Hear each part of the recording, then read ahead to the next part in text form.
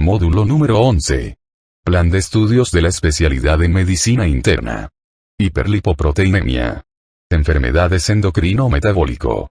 Una revisión realizada en el Hospital Clínico Quirúrgico Docente Miguel Enríquez. La Habana, septiembre de 2021.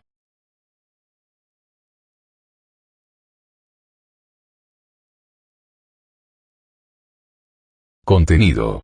Concepto. Clasificación. Importancia diagnóstica como factor de riesgo. Cuadro clínico. Diagnóstico de laboratorio. Terapéutica.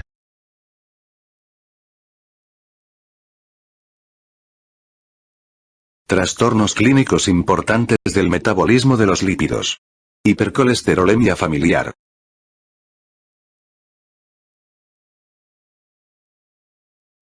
Epidemiología. La hipercolesterolemia familiar es una variante autosómica dominante de la hipercolesterolemia provocada por defectos en la actividad del receptor de las lipoproteínas de baja densidad. La mayoría de los pacientes afectados presenta mutaciones en el gen del receptor de las lipoproteínas de baja densidad.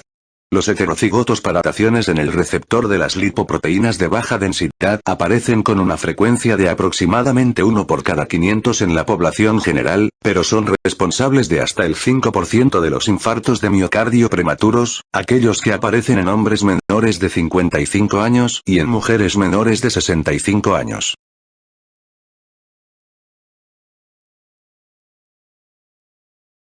Biopatología. Aparte de los defectos en el gen del receptor de las lipoproteínas de baja densidad, otras mutaciones pueden ocasionar una hipercolesterolemia autosómica dominante que resulta clínicamente indistinguible de la hipercolesterolemia familiar. Entre ellas están el déficit familiar de la apolipoproteína B, provocado por mutaciones que interfieren en la capacidad de las lipoproteínas de baja densidad para unirse a su receptor y las variantes del proproteína convertasa de tipo subtilisina-quexina de tipo 9.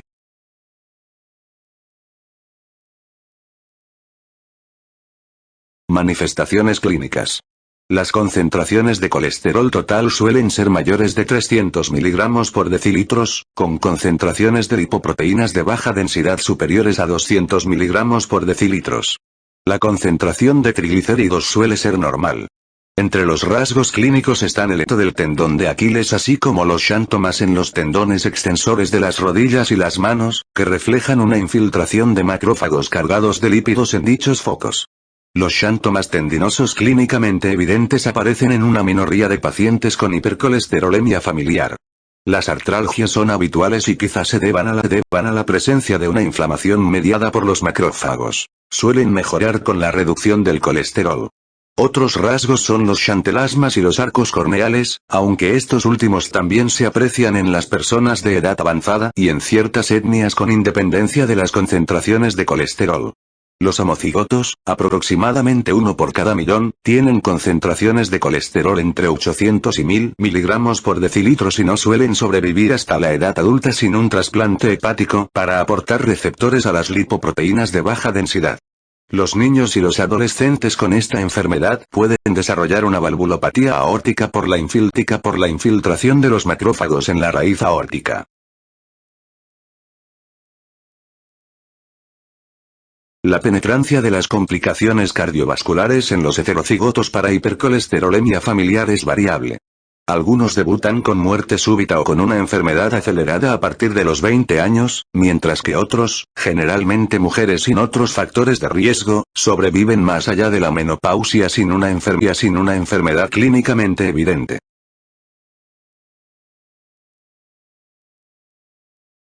Tratamiento. El tratamiento debería ocuparse de cualquiera de los factores de riesgo asociados para vasculopatía como tabaquismo, hipertensión y diabetes.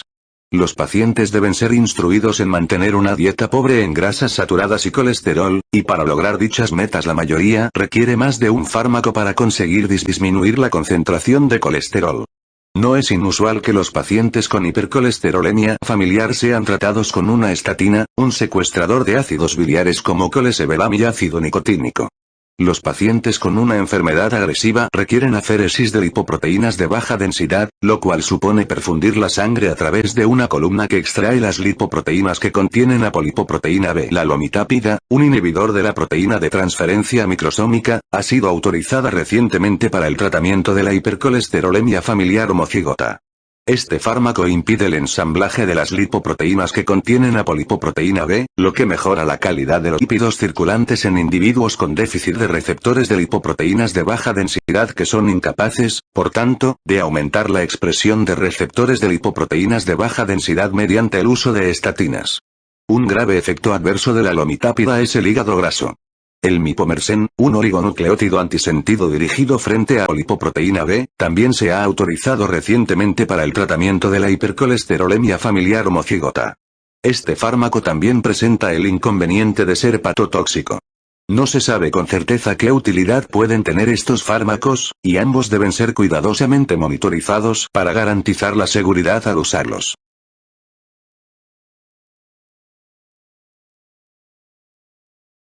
Hiperlipidemia combinada familiar. Epidemiología. La hiperlipidemia combinada familiar es una variante autosómica dominante de la hiperlipidemia, que está presente hasta en el 2% de la población general. Es la responsable de hasta el 20% de los casos de arteriopatía coronaria prematura.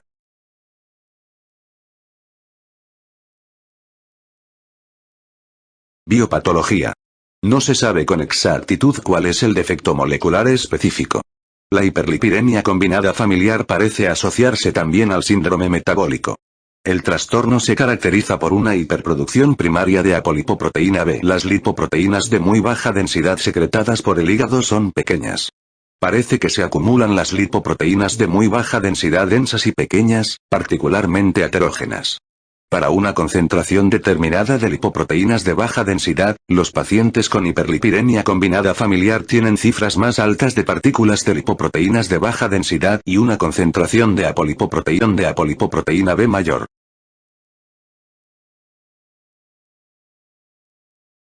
Diagnóstico. El diagnóstico se establece en el contexto de un antecedente familiar de coronariopatía prematura con fenotipos lipídicos diferentes combinados en la misma familia. Los familiares afectados pueden presentar concentraciones altas de triglicéridos o lipoproteínas de baja densidad elevadas, o bien hipertrigliceridemia con cifras de lipoproteínas de alta densidad bajas. Los fenotipos lipídicos varían normalmente con el tiempo.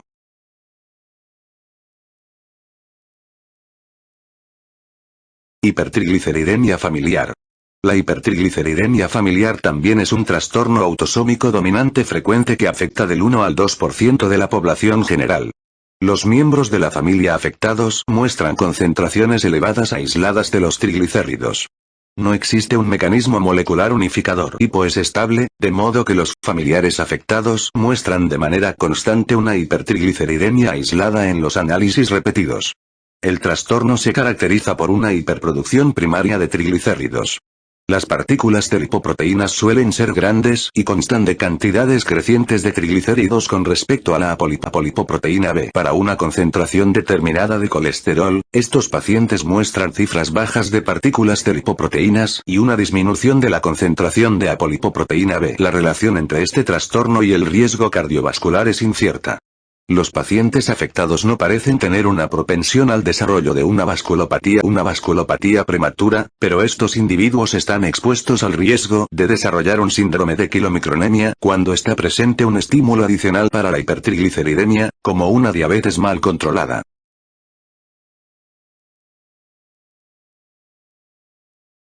Síndrome de quilomicronemia. Biopatología. Este síndrome aparece cuando la concentración de triglicéridos es sumamente alta, normalmente por encima de 2000 mg por decilitros. Los individuos con defectos homocigotos en el gen de la lipoproteína lipasa pueden debutar con este síndrome en la infancia, aunque la penetrancia de secuelas clínicas es sumamente variable. Algunos individuos padecen episodios repetidos del síndrome a lo largo de su vida, mientras que otros con cifras de triglicéridos permanentemente por encima de 2000 mg por decilitros se mantienen completamente asintomáticos.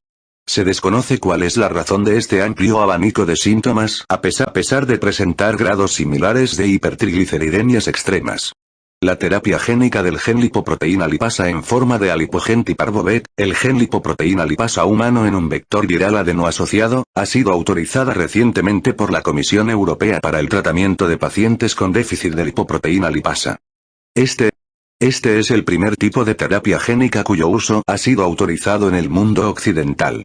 Otros defectos moleculares que provocan el síndrome de quilomicronemia son las mutaciones en apolipoproteína C2 y en apolipoproteína AV. Aunque los defectos en la lipoproteína lipasa, la apolipoproteína C2 y la apolipoproteína AV pueden ser responsables del síndrome, lo más probable es que el trastorno aparezca cuando los pacientes con una predisposición común a la hipertrigliceridemia, hiperlipidemia combinada familiar o hipertrigliceridemia familiar, desarrollen otro defecto asociado a una elevación de los triglicéridos, como una diabetes mal controlada, obesidad y el tratamiento con glucocorticoides, estrógenos u otros fármacos.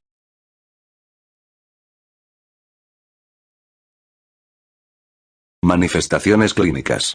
El síndrome se caracteriza clínicamente por la aparición de xantomas en la espalda, las nalgas, las rodillas y los codos. Lipidemia retiniana, aspecto blanquecino de los vasos sanguíneos retinianos, que suele apreciarse con concentraciones de triglicéridos mayor de 4.000 mg por decilitros. Dolor abdominal intenso y pancreatitis, que puede poner en peligro la vida. Hepatoesplenomegalia. Disnea. Linfoadenopatías y disfunción neurológica como pérdida de memoria y neuropatía periférica.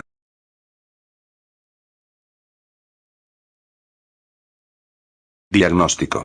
La evaluación puede resultar complicada por la presencia de una hipertrigliceridemia extrema, la cual interfiere en la cuantificación de la amilasa. En caso de sospecharse una pancreatitis debería medirse la lipasa pancreática, además de reducir artificiosamente las concentraciones séricas de glucosa, sodio y otros electrolitos.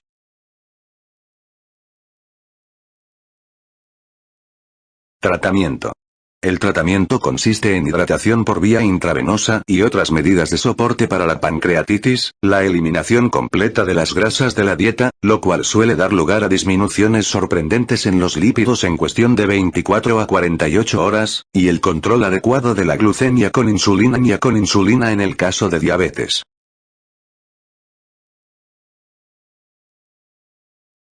Disbetalipoproteinemia.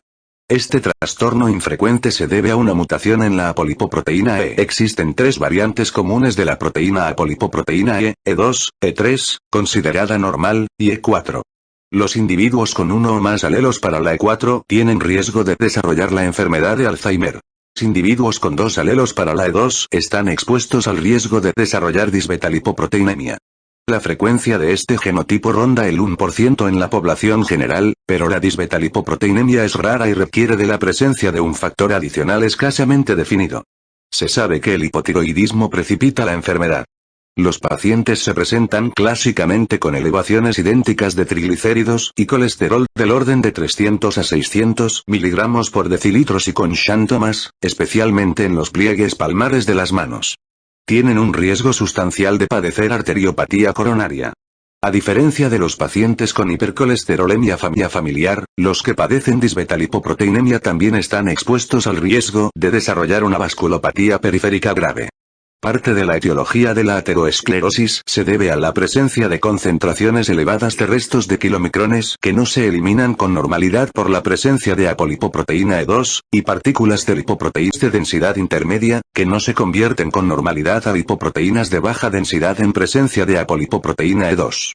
Se desconoce la razón por la que los restos que se acumulan en la disbetalipoproteinemia dan lugar a la vasculopatía periférica y a la coronariopatía, mientras que las partículas de lipoproteínas de baja densidad que se acumulan en la hipercolesterolemia familiar tienden a desencadenar solamente afectación coronaria.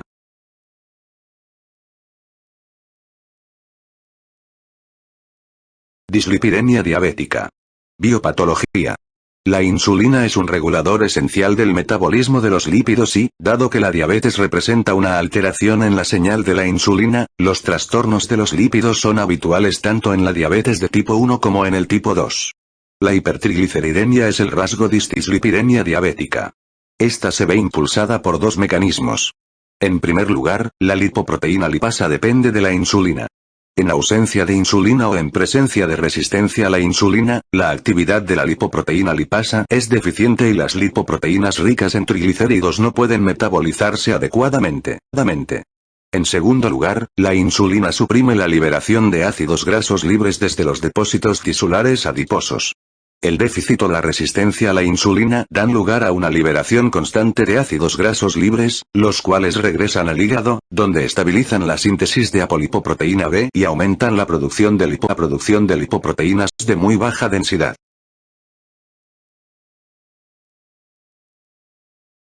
Tratamiento.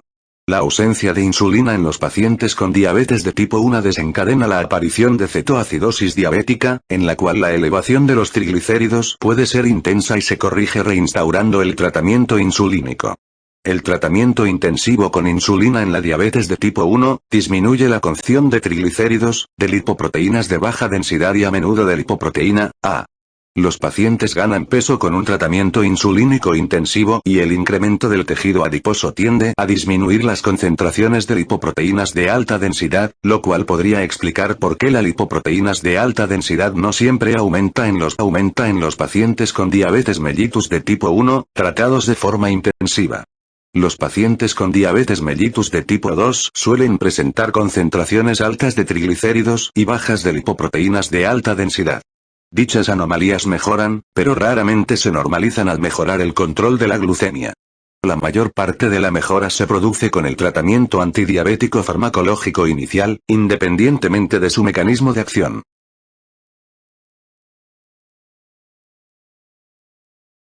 La diabetes se considera a menudo una causa secundaria de los trastornos de los lípidos. Sin embargo, las anomalías lipídicas son intrínsecas de la diabetes y las personas con diabetes y con ausencia de signos clínicos de vasculopatía presentan el mismo riesgo de complicaciones cardiovasculares que aquellos con una coronariopatía establecida.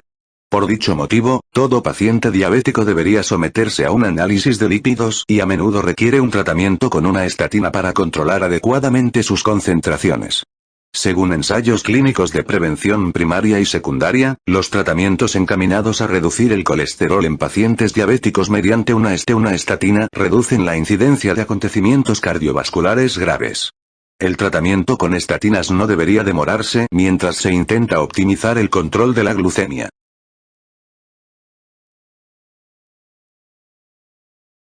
Evaluación y tratamiento de los trastornos de los lípidos. Diagnóstico. La evaluación inicial debería consistir en una anamnesis y una exploración física completas, prestando una atención especial a las causas secundarias potenciales de los trastornos de los lípidos. La diabetes, la obesidad, el hipotiroidismo y un consumo excesivo de alcohol probablemente sean las causas secundarias más habituales del metabolismo anormal de los lípidos.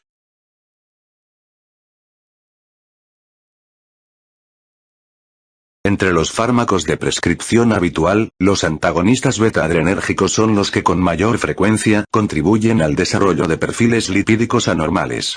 Estos fármacos tienen efectos beneficiosos demostrados tras un infarto de miocardio, pero también tienden a promover una ganancia de peso, una elevación de los triglicéridos y una disminución de las lipoproteínas de alta densidad. Un gran número de médicos utiliza dosis menores de este tipo de fármacos y confía en fármacos con efectos neutros sobre los lípidos, inhibidores de la enzima convertidora de la angiotensina y antagonistas del receptor de la angiotensina, para controlar la presión arterial.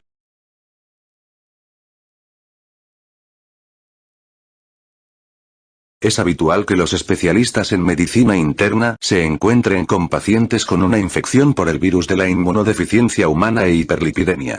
En algunas series se calcula que más de la mitad de los pacientes con virus de la inmunodeficiencia humana tratados con inhibidores de la proteasa durante 2 años desarrolla dislipidemia, y frecuente con redistribución de la grasa de forma parecida a la que se produce en los síndromes de lipodistrofia genética. Los inhibidores de la proteasa más modernos parecen producir menos efectos metabólicos que los más antiguos, como el ritonavir. Aparte del control apropiado de otros factores de riesgo, debería ajustarse el tratamiento hipolipidemiante al régimen farmacológico vigente para el virus de la inmunodeficiencia humana. Entre las estatinas, probablemente la pravastatina sea la que menos posibilidad de interacción tenga con los inhibidores de la proteasa, si bien su eficacia para reducir la concentración de lipoproteínas de baja densidad es menor. Fármacos como la simvastatina, que son metabolizados de forma sustancial por el sistema del citocromo P450 3A4, no deberían utilizarse en pacientes tratados con inhibidores de la proteasa debido a la disminución del aclaramiento de la estatina. Los agonistas receptores activados por el proliferador de los peroxisomas alfa, como el fenofibrato, se pueden utilizar para reducir las concentraciones de triglicéridos, pero sus efectos son limitados porque su aclaramiento está acelerado por el tratamiento con los inhibidores de la proteasa.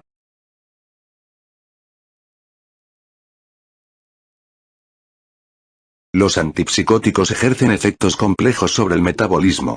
Algunos de los fármacos más novedosos utilizados para tratar la esquizofrenia favorecen la hiperlipidemia, la obesidad y la resistencia a la insulina. Las decisiones terapéuticas deberían basarse en las respuestas psiquiátricas, pero la sustitución por fármacos con efectos adversos metabólicos sobresalientes, como la olanzapina, puede mejorar el perfil lipídico.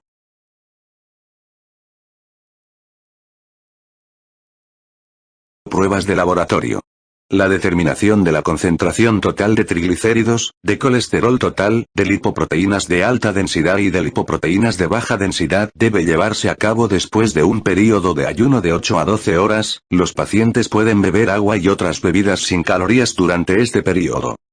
En la mayoría de los laboratorios clínicos, la concentración de lipoproteínas de baja densidad sigue calculándose aplicando esta fórmula. Lipoproteínas de baja densidad igual colesterol total, lipoproteínas de alta densidad, triglicéridos entre 5.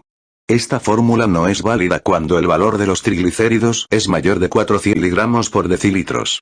Sin embargo, también es posible medir directamente la cifra de lipoproteínas de baja densidad, lo cual resulta beneficioso en ocasiones para monitorizar los efectos terapéuticos exclusivamente sobre las lipoproteínas de baja densidad, y para esta determinación no se requiere que el paciente permanezca en ayunas. La determinación excesiva de los lípidos puede no resultar útil. La variabilidad biológica y aleatoria de la concentración de colesterol es considerable, y en los pacientes con concentraciones mayor de 19 miligramos por decilitros por debajo de su objetivo es más probable que las determinaciones seriadas detecten falsos positivos en vez de resultados positivos verdaderos a lo largo de un período de 3 años.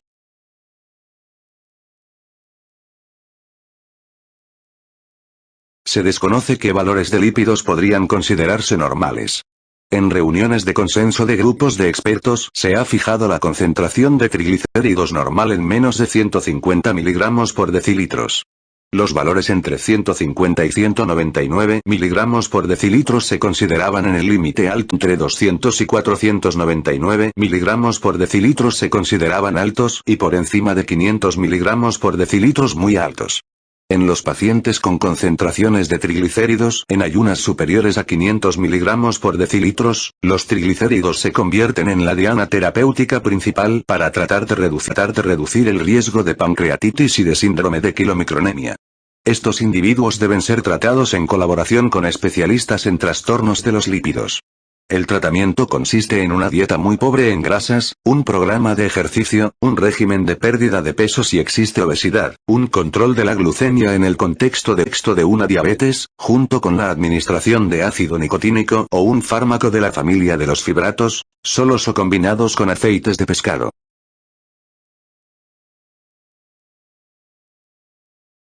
Tabla 206, 4. Causas secundarias de trastornos de los lípidos. Enfermedad, medicación. La diabetes. Contribuyente habitual de dislipidemia. Los lípidos anormales rara vez se normalizan con el control de la glucemia. Obesidad. Son frecuentes las cifras elevadas de triglicéridos y las bajas de lipoproteínas de alta densidad. Las de lipoproteínas de baja densidad pueden estar elevadas en algunos casos y disminuyen con la pérdida de peso. El hipotiroidismo. La hormona tiroidea regula varios pasos en el metabolismo de los lípidos, incluida la expresión del receptor de las lipoproteínas de baja densidad y la actividad de la lipoproteína. El alcohol puede causar hipertrigliceridemia en los pacientes propensos, pero una ingesta leve está unida a un riesgo menor de vasculopatía. Nefropatía, lipoproteínas de baja densidad aumentada en el síndrome nefrótico, hipertrigliceridemia en la nefropatía terminal.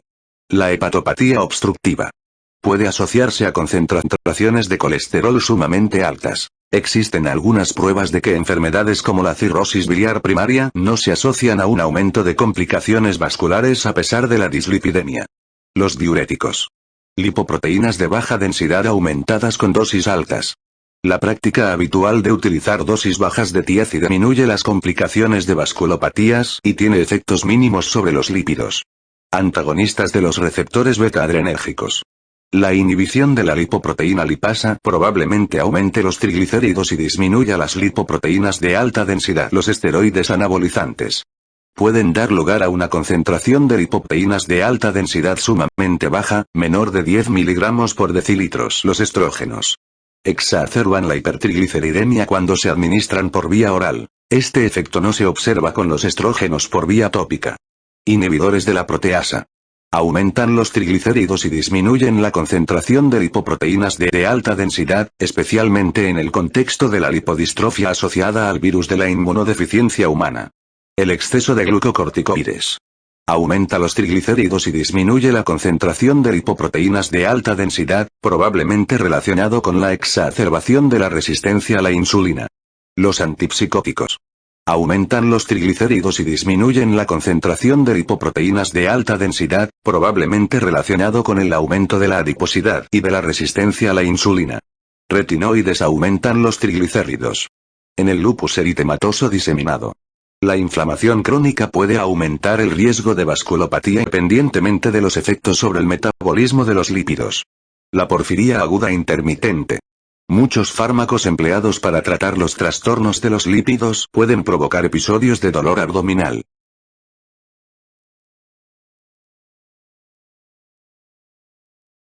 Valoración del riesgo. En 2013, el American College of Cardiology y la American Heart Association publicaron nuevas directrices para el tratamiento de los trastornos relacionados con el colesterol.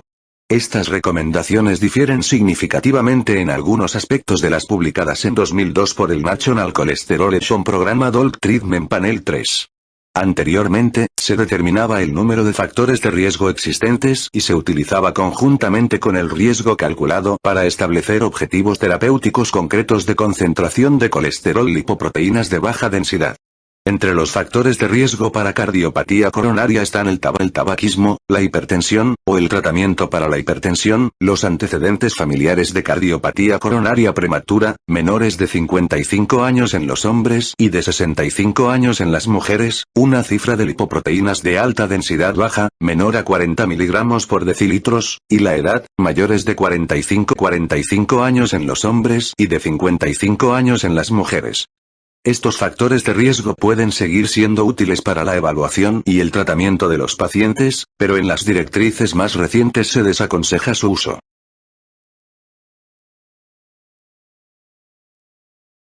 También se desaconsejan los objetivos basados en concentraciones específicas de lipoproteínas de baja densidad. Anteriormente, el objetivo en pacientes de alto riesgo diagnosticados de enfermedad cardiovascular aterosclerótica consistía en que su lipoproteínas de baja densidad fuese inferior a 100 miligramos por decilitros, u opcionalmente inferior a 70 miligramos por decilitros. Un parámetro alternativo era el colesterol no lipoproteínas de alta densidad. Los objetivos para el colesterol no lipoproteínas de alta densidad, calculado sustrayendo el colesterol lipoproteínas de alta densidad del colesterol total, eran 30 miligramos por decilitros más altos que para el colesterol lipoproteínas de baja densidad. Por ejemplo, en un paciente de alto riesgo con un objetivo de lipoproteínas de baja densidad de menos de 100 miligramos por decilitros, el objetivo correspondiente de colesterol no lipoproteínas de alta densidad sería de menos de 130 miligramos por decilitros. Estos objetivos pueden seguir siendo útiles en determinados entornos clínicos, pero no se recomiendan en las directrices más recientes, debido a que su utilidad no ha sido validada en ensayos clínicos aleatorizados. Las últimas directrices no han sido respaldadas por todas las organizaciones profesionales dedicadas al cuidado de pacientes con trastornos del metabolismo lipídico. No obstante, es probable que influyan decisivamente en la práctica clínica. También es posible que sufran modificaciones cuando se vayan desvelando nuevos datos sobre estas cuestiones.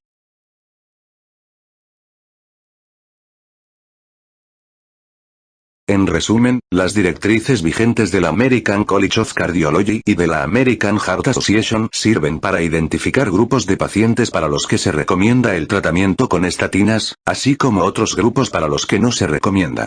Se recomienda el tratamiento con estatinas de alta intensidad, utilizando dosis elevadas de atorvastatina o rosuvastatina, de tal forma que se consiga una disminución de las lipoproteínas de baja densidad igual al menos al 50%. Otra opción para pacientes que no toleren el tratamiento de alta intensidad o padezcan diabetes y presenten un riesgo a 10 años de enfermedad cardiovascular aterosclerótica inferior al 7,5% es el tratamiento de intensidad moderada, cuyo objetivo es reducir la concentración de lipoproteínas de baja densidad entre un 30 y un 50% mediante la administración de dosis más bajas de atorvastatina, rosuvastatina u otras estatinas.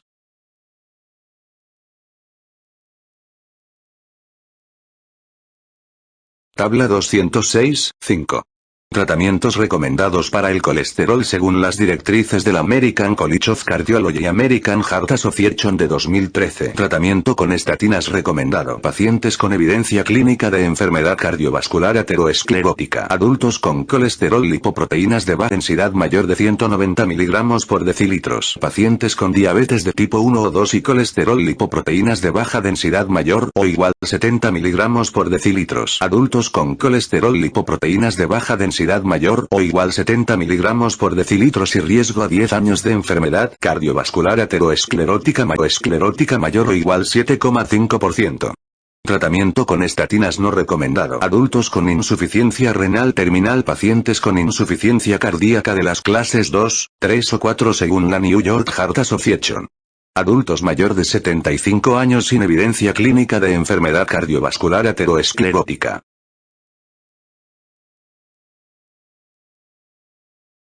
Tratamiento. Medidas generales. Disminución intensiva de las lipoproteínas de baja densidad. Los estudios clínicos aleatorizados respaldan el concepto de que una reducción intensiva de las lipoproteínas de baja densidad reduce la incidencia de acontecimientos cardiovasculares en pacientes con una cardiopatía coronaria o una equivalente. En el Heart Protection Study, los pacientes que tenían una concentración de lipoproteínas de baja densidad menor de 100 mg por decilitros se beneficiaron de un descenso adicional de las lipoproteínas de baja densidad con simvastatina. En el estudio Pravastatin or Atorvastatin Evaluation and Infection Therapy, los pacientes con síndrome coronario agudo obtenían mayores beneficios con una lipoproteínas de baja densidad de 62 mg por decilitros lograda con atorvastatina que con una concentración de lipoproteínas de baja densidad de 95 mg por decilitros alcanzada con pravastatina.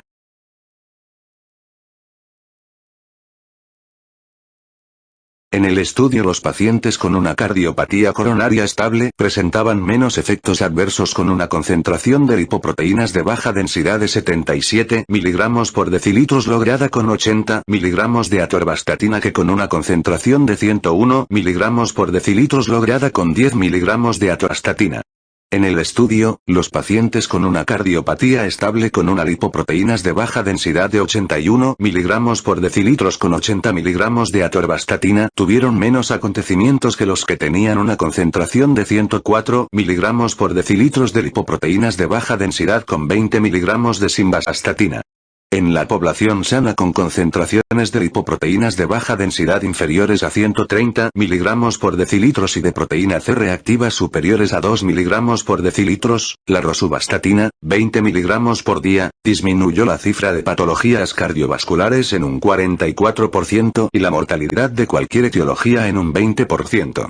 El tratamiento con dosis moderadas de estatinas aumenta el riesgo de diabetes en 2 personas por 1000 personas cada año, pero reduce el riesgo de acontecimientos cardiovasculares en 6,5 personas por 1000 personas cada año. Los beneficios que proporciona el tratamiento con estatinas compensan el riesgo de diabetes, incluso en pacientes con alto riesgo de desarrollarla.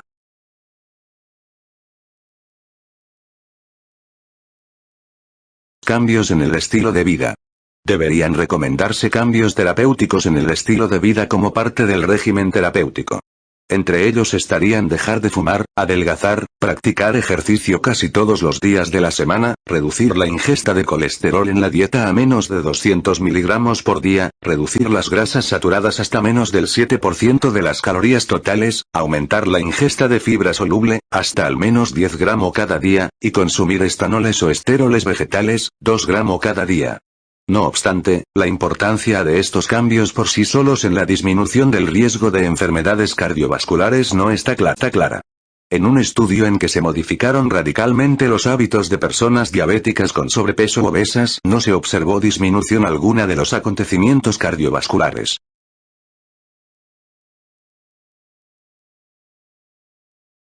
Tratamiento médico.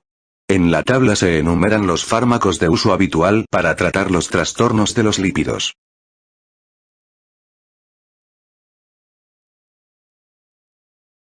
Tabla 206.6. Medicamentos utilizados para tratar los trastornos de los lípidos.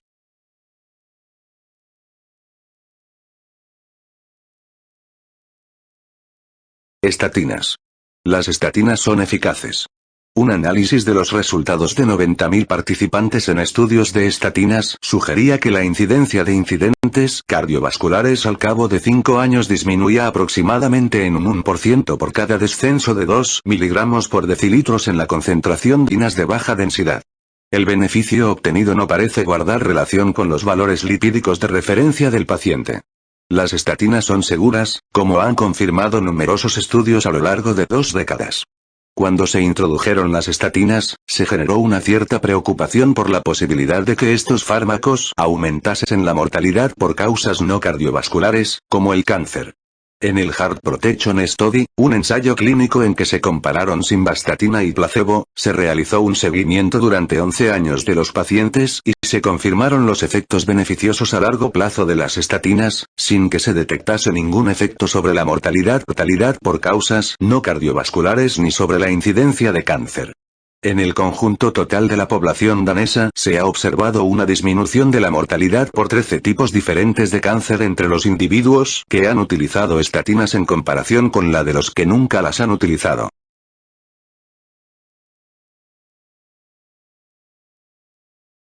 Las estatinas se toleran bien. Hasta en el 5% de los pacientes se aprecia una elevación leve de las transaminasas séricas, la cual suele ser asintomática y se resuelve espontáneamente. Las estatinas provocan lesiones hepáticas importantes a 1,2 de cada 100.000 pacientes que las utilizan, generalmente entre 3 y 4 meses después del inicio del tratamiento. La atorvastatina está asociada principalmente a lesiones hepáticas de tipo colestásico, mientras que la simvastatina ocasiona con más frecuencia lesiones hepatocelulares. El tratamiento debería interrumpirse si las elevaciones superan en 3 veces el límite superior de la normalidad o si los pacientes presentan síntomas de disfunción hepática, especialmente fatiga y pérdida de peso. La rabdomiólisis es infrecuente y es más probable que aparezca en el contexto de un tratamiento simultáneo con antimicóticos de la familia de los azoles, la eritromicina, la ciclosporina y otros muchos fármacos. Las reacciones adversas más habituales, pero en general leves, son el estreñimiento, el dolor abdominal y las dificultades para conciliar el sueño. Algunos pacientes han notificado haber padecido dificultades cognitivas tras el uso de estatinas, pero es difícil determinar qué papel pueden haber desempeñado las estatinas en el desarrollo de estos síntomas.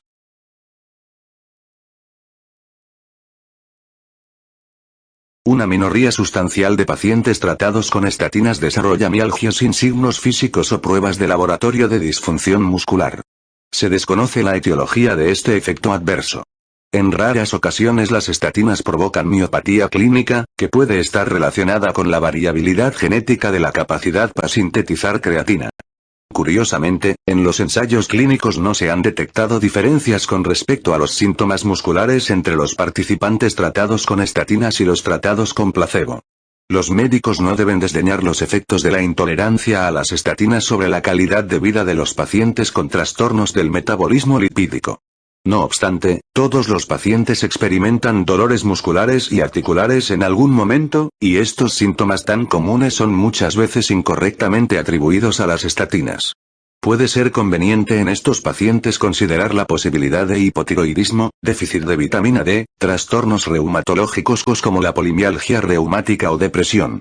El problema se puede solucionar interrumpiendo el tratamiento, esperando a que desaparezcan los síntomas, volviendo a empezar el tratamiento con dosis muy bajas, incrementándolas paulatinamente a lo largo de varias semanas o utilizando una estatina diferente.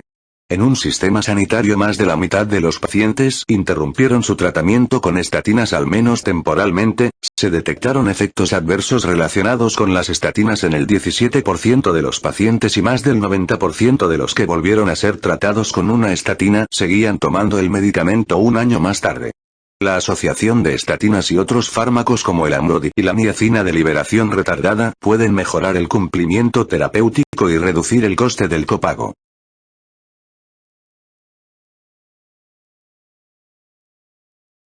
Ácido nicotínico. El ácido nicotínico es una vitamina del complejo B que, administrada en altas concentraciones, disminuye la concentración de triglicéridos, eleva la de lipoproteínas de alta densidad y reduce moderadamente la de lipoproteínas de baja densidad. El efecto adverso más común es el enrojecimiento de la piel, de ser atenuado mediante la administración de ácido acetilsalicílico, tomando el medicamento acompañado de una pequeña cantidad de alimento y evitando el consumo de bebidas calientes. Puede ser útil en pacientes con concentraciones muy elevadas de triglicéridos que presenten riesgo de pancreatitis. Pese a que disminuye la concentración de lipoproteínas de baja densidad y aumenta la de lipoproteínas de alta densidad, la administración de niacina no mejora los resultados clínicos en los pacientes en los que la concentración de lipoproteínas de baja densidad se ha reducido ya con una estatina, y puede aumentar además el riesgo de efectos adversos graves.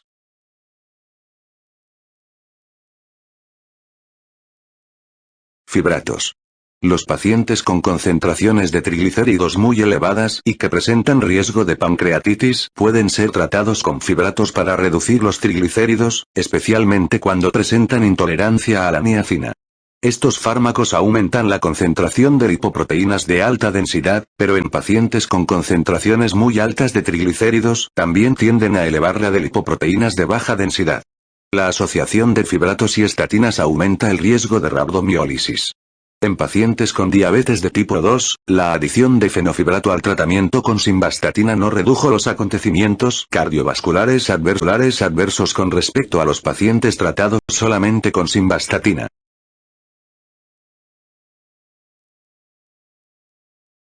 Otros fármacos. La ezetimiba disminuye tanto las lipoproteínas de baja densidad como los triglicéridos con mínimos efectos sobre las lipoproteínas de alta densidad. Logra un descenso adicional de las lipoproteínas de baja densidad cuando se utiliza junto a una estatina. En un extenso ensayo clínico aleatorizado, la acción de 10 miligramos de ezetimiba al tratamiento con altas dosis de estatinas redujo aún más las lipoproteínas de baja densidad, desde 70 hasta 53 miligramos por decilitros, y redujo los acontecimientos cardiovasculares adversos un 2% en total, sin que se observasen efectos adversos en pacientes que se encontraban estables después de haber padecido un síndrome coronario agudo.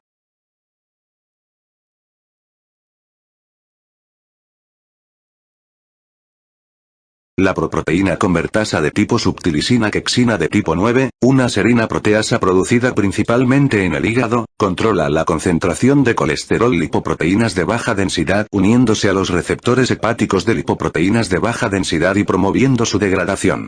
Los antagonistas de la proproteína convertasa de tipo subtilisina quexina de tipo 9 reducen la concentración de colesterol lipoproteínas de baja densidad un 50% o aún más, independientemente de si se utilizan conjuntamente con dietas, estatinas o asociaciones de estatina y ezetimiba. En los ensayos clínicos que se están llevando a cabo se comprobará si estos efectos se reflejan en forma de desenlaces cardiovasculares más favorables. Los secuestradores de ácidos biliares disminuyen la concentración de las lipoproteínas de baja densidad y el índice de incidentes cardiovasculares. Resultan especialmente eficaces cuando se combinan con estatinas. La aceptación por parte de los pacientes es limitada por las reacciones adversas gastrointestinales. Estos fármacos tienden también a elevar la concentración de triglicéridos y a disminuir la absorción de ciertos fármacos. El secuestrador colesevelam puede no disminuir tanto la absorción de otros fármacos, y se ha demostrado que reduce las concentraciones de glucosa de pacientes con diabetes de tipo 2. Los aceites de pescado se pueden utilizar como complementos del tratamiento en los pacientes con concentraciones de triglicéridos sumamente elevadas. Estos ácidos grasos omega 3, presentes normalmente en los pescados de agua fría, pueden funcionar activando los receptores activados por el proliferador de los peroxisomas alfa. Reducir el riesgo cardiovascular, pero cuando se trató con dosis bajas de aceites de pescado a pacientes diabéticos o con riesgo de diabetes, la mayoría de ellos en tratamiento con estatinas, no se redujo el número de acontecimientos cardiovasculares.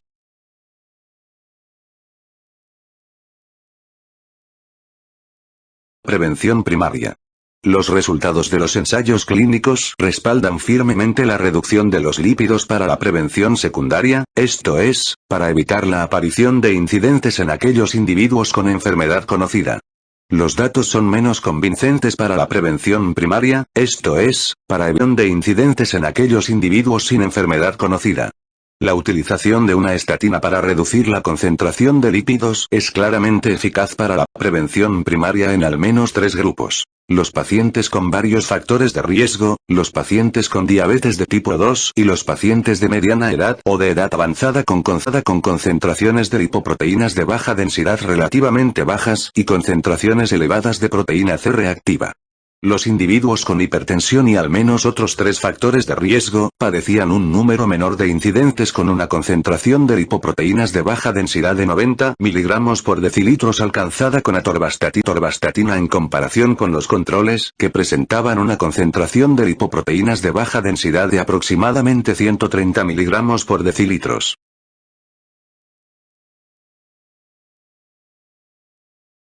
En los diabéticos de tipo 2 padecían menos incidentes con una concentración de lipoproteínas de baja densidad de aproximadamente 75 mg por decilitros lograda con atorvastatina comparado con los sujetos tratados con placebo y con una concentración de lipoproteínas de baja densidad de aproximadamente 119 mg por decilitros.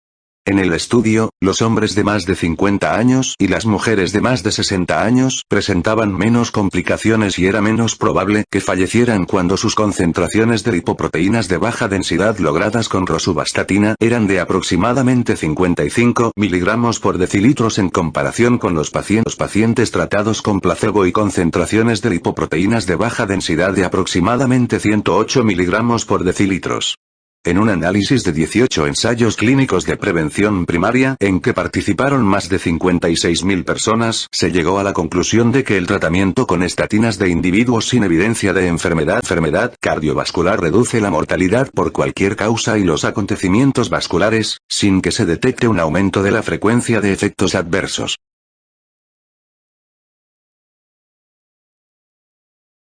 Las directrices de 2013 recomiendan el tratamiento con estatinas como prevención primaria en individuos con una concentración de colesterol lipoproteínas de baja densidad superior a 190 mg por decilitros, personas diabéticas y los que tienen un riesgo a 10 años de enfermedad cardiovascular aterosclerótica de al menos un 7,5%.